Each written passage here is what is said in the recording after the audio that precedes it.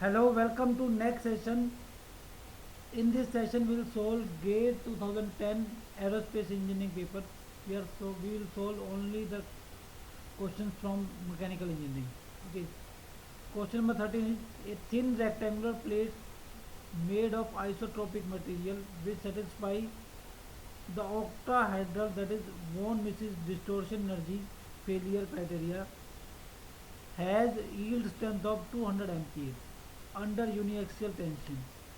As shown in the figure, if it is loaded with uniform tension of 150 MPa along the x direction, the maximum uniform tensile stress that can be applied in y direction before the plate starts yielding is about option A 227 MPa, option B 77 MPa, option C 87 MPa, option D 114 MPa. So this is your sigma xx and we have to find out this sigma y value. According to von Mises theory, uh, for for the plate to yield, this condition should be satisfied. The strain energy stored by the plate should be equal to the strain energy stored when the yielding occurs. Okay. So that is sigma 1 minus sigma 2 square plus sigma 2 minus sigma 3 square plus sigma 3 minus sigma 1 square divided by 12g, and this will be sigma yield square by 6g, and so the final result will be sigma 1 minus sigma 2 square plus sigma 2 minus sigma 3 square plus sigma 3 minus sigma 1 square is equal to 2 sigma yield square, and sigma x is given as 150 MPa, and sigma 2 is sigma yy, and sigma yield is 200 MPa. So putting the values, we get sigma yy as 150 plus root 150 square plus 4 into 17500 divided by 2. So sigma yy is equal to 227.069 MPa.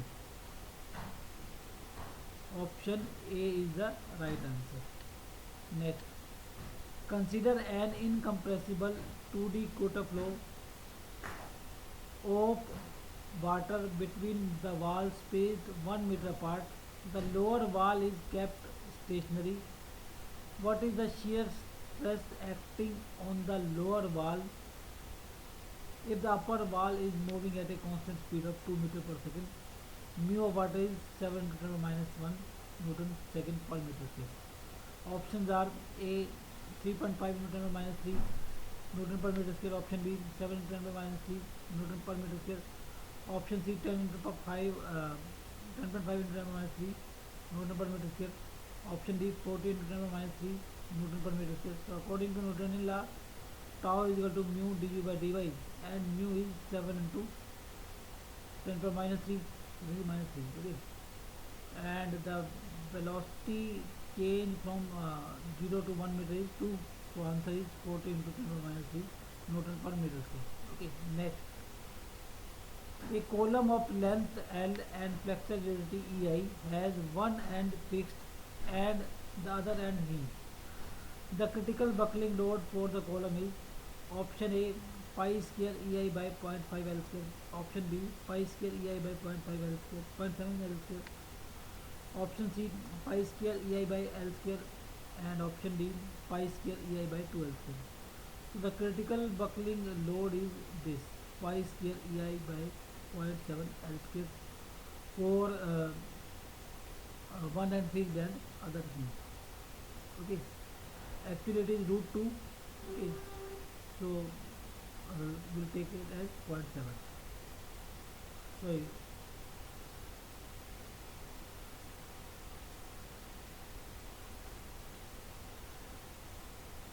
for it is 1 by root 2. Okay, and we'll take it as 0.7. Next,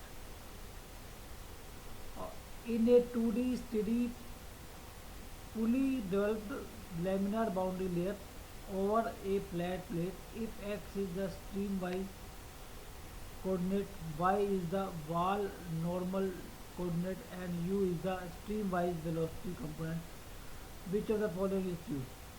Curly by curly x is greater than, very large than curly by curly y, option B. Curly by curly y is very large as compared to curly by curly x, Option C, curly u by curly x is equal to curly u by curly y. Option D, curly u by curly x is equal to curly u by curly y.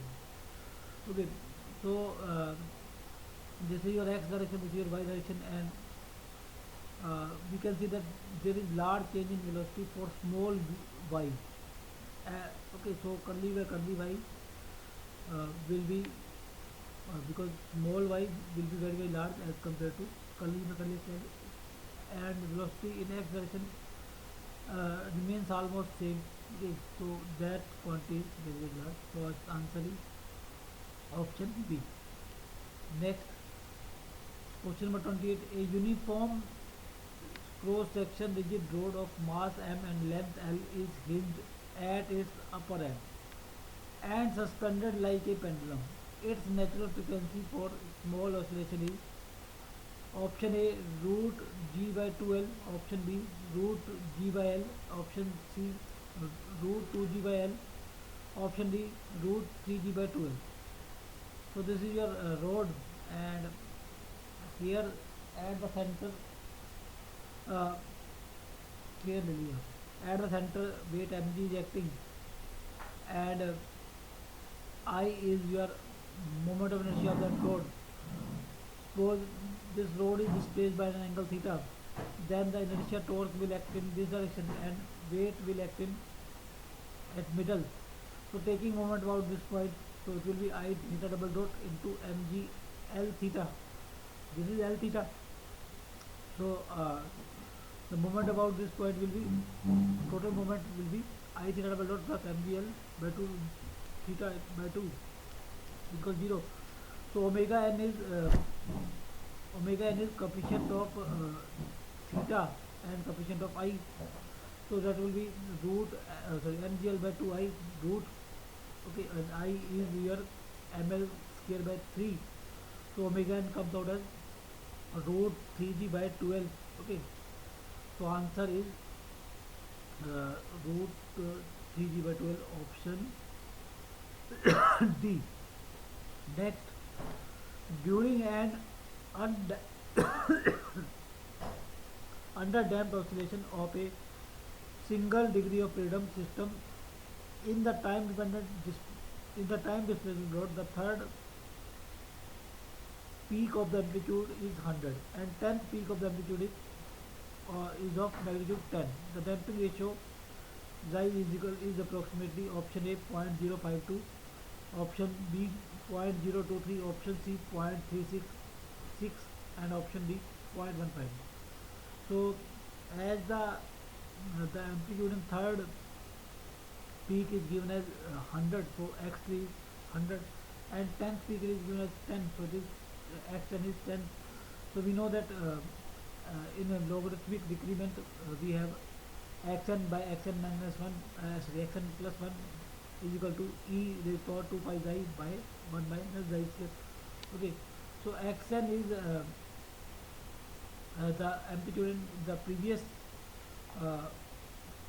cycle, and xn plus 1 is the amplitude in next cycle. So putting if we put x is equal to n is equal to 3, and then this n plus 1 will be equal to 4, so x3 by x4 will be equal to 2 pi xi 1 minus xi square. Similarly, we can put n as equal to 4, and then this will be 5, and then multiplying all these we get because we are starting from 3 and going to 10, so this will be multiplied by 7. So x4 we cancel out, and x5 we cancel out. So x3 by x10 is equal to e raised to power 7 2 pi xi by 1 minus xi square. So now x3 by x10 x3 is 100 and x10 is 10. So x3 by x10 is your 10, and taking log both sides, so we get ln 10 is equal to 7 2 pi xi by 1 minus xi square. So from this only unknown thing is your xi, and xi is your xi comes out as 0.0523. So answer is option A. Okay.